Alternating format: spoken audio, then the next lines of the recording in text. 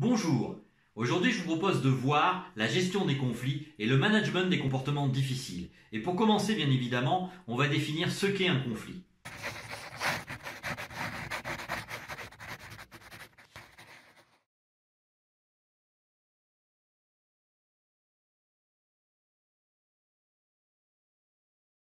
Qu'est-ce qu'un conflit? C'est avant tout un mécanisme de communication où l'on retrouve un émetteur qui véhicule un message en véhiculant une émotion et un récepteur qui reçoit le message et l'émotion et en ressent l'impact. À son tour, le récepteur renvoie son propre message, plus ses émotions, et on obtient sa réaction. L'émetteur, quant à lui, reçoit un nouvel impact et prépare sa propre réaction.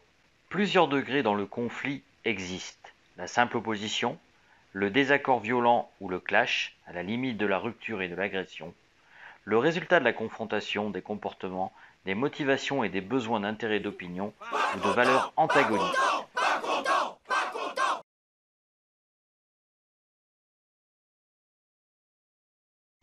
Dans les signes avant-coureurs, on distingue un ton brusque, un silence radio, un changement d'attitude, d'autres signes bien sûr.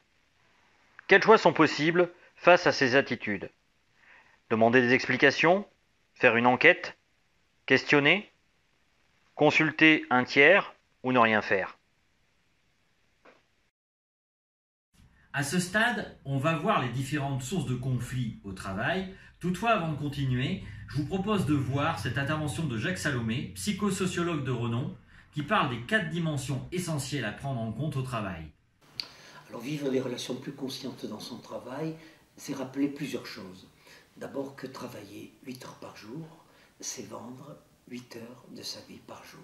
Et que la question la plus importante n'est pas combien je vends ma vie, même si la question du salaire est essentielle, mais c'est comment je la vends. Et sur le plan du comment, on la vend toujours très mal aujourd'hui. Et puis rappeler que dans le monde du travail, c'est d'essayer de faire cohabiter 4 registres complètement différents. Le registre fonctionnel, faire bien le boulot pour lequel on est payé, faire bien ensemble la tâche qui est la nôtre, quel que soit le poste que j'occupe dans l'entreprise. Le registre hiérarchique, est-ce que je suis bien dans un rapport de force? J'ai un supérieur, j'ai peut-être des subordonnés. Est-ce que je suis bien dans un rapport de force que je n'ai pas choisi toujours et qui n'est pas toujours très confortable, qui n'est pas toujours favorable? Mon patron a plus de pouvoir que moi et peut donc me contraindre. Ça, c'est la dimension hiérarchique. Troisième dimension, la dimension interpersonnelle. Est-ce que je suis bien avec les autres? Est-ce que je suis bien avec l'équipe dans laquelle je suis? Et quatrième dimension, la dimension intrapersonnelle. Est-ce que je suis bien avec moi-même? Mais dans le monde du travail, cette dernière dimension, elle est complètement niée. On vous le dit d'ailleurs brutalement. Écoute, on n'est pas là pour régler tes problèmes. Si tu as des problèmes, va te faire soigner ou va ailleurs. Il y a 15 personnes ou 100 personnes qui attendent à ta place. Voilà. Donc, on vous censure aujourd'hui sur la dimension intrapersonnelle. Or, c'est la dimension la plus importante parce que si je ne suis pas bien avec moi-même, il est vraisemblable que j'aurai du mal à être bien avec mes collègues, avec ma hiérarchie. Et il est vraisemblable que je vais mal fonctionner pour produire la tâche pour laquelle je suis engagé et payé dans cette entreprise. Dans les causes principales du conflit, on retrouve les erreurs d'interprétation. Retenir autour de nous ce qui nous intéresse. Prélever uniquement les informations et les perceptions dont nous avons besoin. Limiter négativement la perception. Focaliser sur les aspects désagréables de la relation. Enfin, omettre de reconnaître l'apport en satisfaction. Exemple, il ne me regarde pas, il me méprise. Pour déjouer ce conflit, il faut se poser les bonnes questions. Qu'est-ce qui me fait dire cela? En quoi le comportement de l'autre justifie-t-il que j'en arrive à cette conclusion? Dans les autres causes principales du conflit, on distingue les pièges personnels. T.B. Kohler, psychologue du comportement, a travaillé sur les comportements parasites pour la NASA. Il en distingue 5. 5 messages négatifs qui sont les plus fréquents, qu'on appelle les drivers. Facteurs de stress qui parasitent la communication. Dépêche-toi, le temps presse, n'attend pas pour agir. Sois fort, ne te laisse pas impressionner, ne montre pas tes émotions. Fais effort, plus tu en feras, plus tu auras de chances d'y arriver. Fais plaisir, fais disparaître tout ce qui pourrait me paraître désagréable chez toi. Sois parfait, pas le droit à l'erreur, tu dois être le meilleur. Il existe aussi des enjeux cachés. Garder une bonne image de nous-mêmes, ne pas perdre la face, vouloir tirer son épingle du jeu, comme on dit. Garder ses distances, vouloir conserver une partie de notre territoire personnel. Nous ne souhaitons pas que l'autre empiète sur nos plates-bandes. Accepter ou refuser certains types de relations. Chercher à renforcer les relations avec les personnes appréciées ou au contraire à mettre de la distance avec celles qui nous insupportent. Le conflit devient un moyen pour parvenir à nos fins. Influencer l'autre. Pratique proche de la manipulation. Pousser l'autre à l'action, induire des comportements. L'autre risque de percevoir nos intentions. Et il y a risque d'un effet boomerang conflictuel. Le conflit est aussi parfois un jeu. Karpman, dans son triangle dramatique, distingue 3 niveaux. Le persécuteur fait souffrir autrui pour tenter de canaliser ses propres peurs ou douleurs. Quand on endosse le rôle de persécuteur, on tente de s'imposer ouvertement. Je dois leur dire comment il faut être et agir car je sais mieux et j'ai raison. Le rôle de victime. La victime se sent impuissante et irresponsable et espère que quelqu'un soulagera son malaise interne. Quand on endosse le rôle de victime, on cherche à dominer en apitoyant autrui. Je suis faible et on doit m'aider. Enfin le sauveteur, il vole le secours d'autrui, même s'il n'a rien demandé, pour son propre bien parfois au détriment de celui d'autrui. Quand on endosse le rôle de sauveteur, on cherche à dominer en se rendant indispensable. Les autres sont faibles, je dois les aider. Enfin, dans les conflits, nous pouvons citer les risques psychosociaux que vous pourrez voir sur ce tableau, ainsi que leurs conséquences, fatigue, stress, maladies cardiovasculaires, dépression, absentéisme et conflits et relations tendues. Dans les points négatifs du conflit, on peut très vite tomber dans le piège de l'escalade, provoquer des événements désagréables, graves et irréversibles. Se valoriser à travers le conflit peut être un prétexte aussi, et cela peut nous entraîner à la souffrance, à des émotions douloureuses et à des insomnies. Dans le conflit, il y a aussi des points positifs. Régler d'autres problèmes en même temps, prendre les meilleures décisions, enrichir sa manière de voir, sortir du statu quo pesant ou explosif, disposer d'une énergie de changement. On pourrait continuer à évoquer les différents niveaux de conflit, les conflits interpersonnels, les conflits de groupe. Toutefois, je vous propose de voir les réponses que font les gens aux conflits en général, puis nous verrons les méthodes que proposent les psychosociologues en matière de conflits et savoir comment mieux les gérer.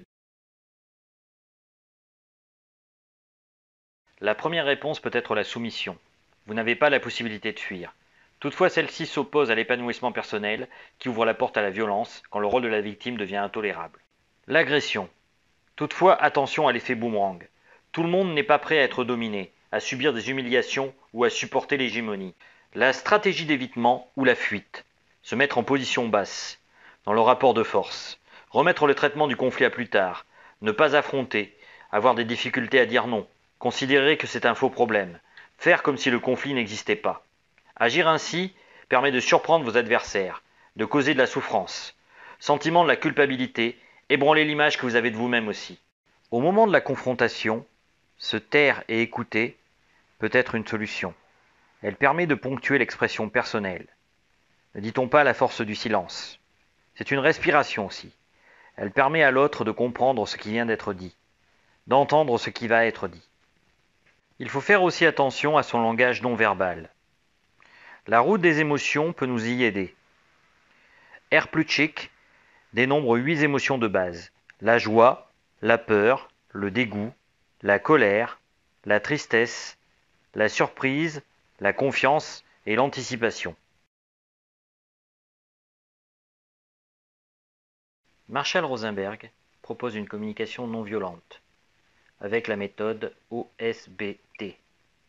Dans la méthode OSBD, il prodigue d'abord de faire des observations, exprimer des faits concrets sans évaluer ou juger.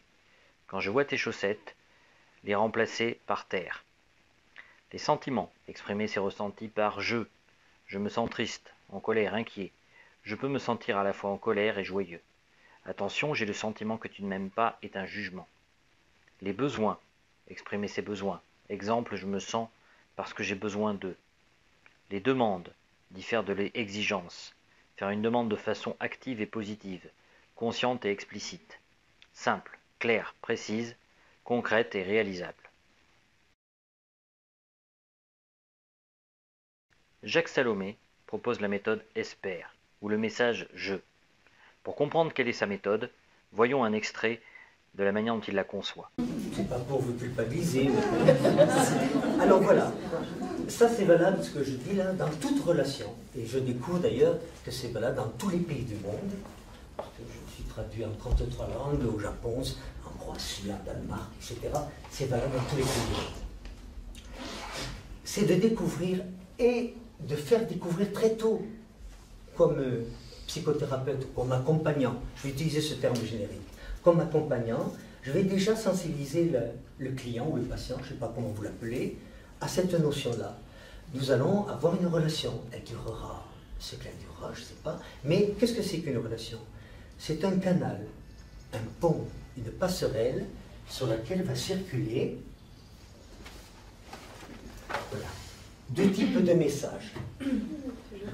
Il sera possible que vous m'envoyiez des messages positifs, et si je sais les recevoir, il y a du mal.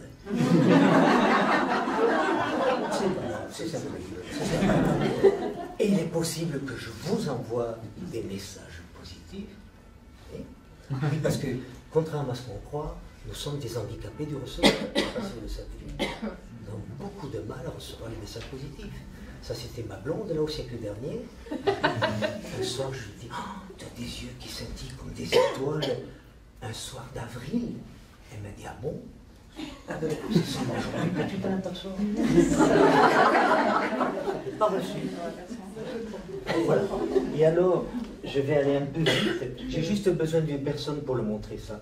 Si quelqu'un veut venir près de vous. Voilà, merci. Chaque fois qu'on reçoit un message positif, ça agrandit la vivance de la vie chez celui qui le reçoit. Et rien que ça, je trouve que c'est formidablement thérapeutique. C'est énergétigène. C'est énergétigène. C'est un mot que j'ai inventé. Ça engendre de l'énergie. Ça agrandit la confiance en soi,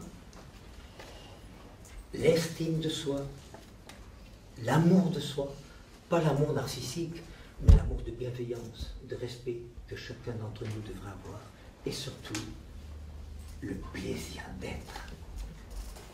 Voilà. Ça, c'est universel. Donc je vais sensibiliser cette personne sur la nature de la relation que je vais lui proposer. Voilà. Et donc, dans sa vie, elle aussi, elle doit savoir que vis-à-vis des autres relations, papa, maman, son mari, ses enfants, etc., ses collègues de travail, chaque fois qu'elle recevra ou qu'elle enverra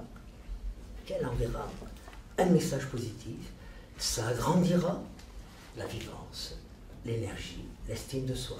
Voilà, donc je commence à faire passer ce message. Et c'est valable aussi entre nous. Si vous m'envoyez de temps en temps, ça agrandira aussi. Je ne suis pas là pour ça et vous ne me payez pas pour ça, pour agrandir ma vivance et mes énergies. Mais c'est ce qu'on appelle les bénéfices secondaires de la psychothérapie.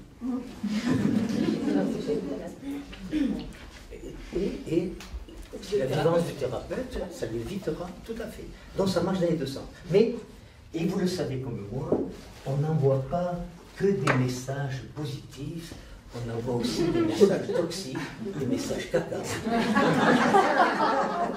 Plus souvent qu'on ne le croit. C'est terrifiant. Si vous ne me croyez pas d'ailleurs dans les relations conjugales ou familiales, mettez un magnétophone un dimanche matin, fermez-le le soir, vous allez être atterré. On ne s'entend pas les dire. On ne s'entend pas. T'es pas fort, non, tu ne penses pas. Mais qu'est-ce que t'es égoïste? Tu ne peux pas prêter ta poupée à ta soeur, écoute, elle ne va pas le manger. On dépose sans arrêt.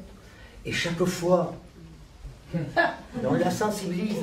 Peut-être que ça ne viendra pas de moi, le psychothérapeute, mais je lui montre que si dans les relations essentielles qu'elle a, chaque fois qu'elle reçoit un message toxique, ça blesse la vivance de la vie, elle a moins de vivance, c'est énergétivore, ça lui bouffe de l'énergie, elle a des doutes et de la non-confiance en elle. Et puis je dis ça, c'est universel. Vous savez que mon utopie, c'est qu'un jour ce schéma figure dans toutes les salles de classe de l'école maternelle, pour que les enseignants sachent que chaque fois qu'ils envoient un message positif ou un message négatif, ça, on perd l'estime de soi, et ça marche dans les deux sens. On est dans le désamour de soi, et on est surtout dans le déplaisir d'être.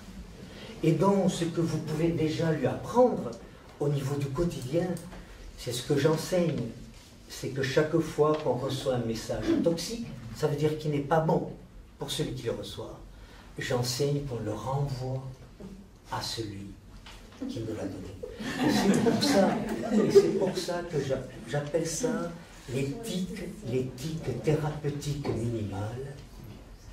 Dès le début d'une relation, un psychothérapeute devrait dire « Je peux être fatigué, je peux ne pas entendre tout à fait, je peux avoir un geste, une parole, une interprétation, etc. » qui peuvent être très équivalentes pour vous d'un message toxique. Si c'est le cas, ne quittez pas le cabinet sans m'avoir restitué symboliquement le message que j'aurais pu déposer sur vous. Et ça donne une confiance extraordinaire. Elle n'aura peut-être pas plus de vivance, elle maintient sa vivance, elle maintient son énergie, elle maintient la confiance, l'estime de soi, etc. Je ne sais pas si ça vous parle. Voilà, pour moi, le b.a.-ba qu'on pourrait introduire, voyez, c'est de montrer déjà le fonctionnement, déjà pour que, à l'extérieur du cabinet, dans sa vie au quotidien, alors elle n'ose pas. Elle pratiquera ce qu'on appelle la répression imaginaire. Oui, mais si je fais ça, mon mari va me taper dessus, ou va penser que je suis folle, ou que je suis dans une secte. Vous connaissez toutes ces choses, etc. Ou j'aurais peur de ma mère à 82 ans, enfin, je n'ai pas qu'à lui restituer tous les messages négatifs qu'elle a déposés sur moi. Il y aurait 3 wagons. On pratique la répression imaginaire. Ok, mais si vous ne le restituez pas, vous avez ici une bombe à retardement. Oui, vous avez une bombe à retardement. C'est l'origine de beaucoup de somatisation. L'engrangement de trop de messages toxiques. Enfin, il existe la méthode DESC. D pour décrire les faits, concret, observable, précision et clarté, être factuel. E pour émotion, exprimer son sentiment ou ses émotions, qui découlent des faits, angoisse, énervement, peur. S pour suggérer des solutions, proposer une modification des comportements et des actions, plusieurs choix. Enfin C pour les conséquences positives pour les deux parties, donner du sens, expliquer l'intérêt du changement. Cette vidéo se termine, j'espère que vous avez apprécié les différents détails que j'ai pu vous donner par rapport à la gestion des conflits. Sachez aussi qu'il vaut mieux privilégier les questions ouvertes pour aller vers des questions de type plus précis, voire une reformulation des questions que vous posez à votre interlocuteur. Vous pouvez aussi, si vous le souhaitez, vous procurer le livre qui apparaît ici à l'image. En tout cas, moi je vous dis à bientôt. Ciao!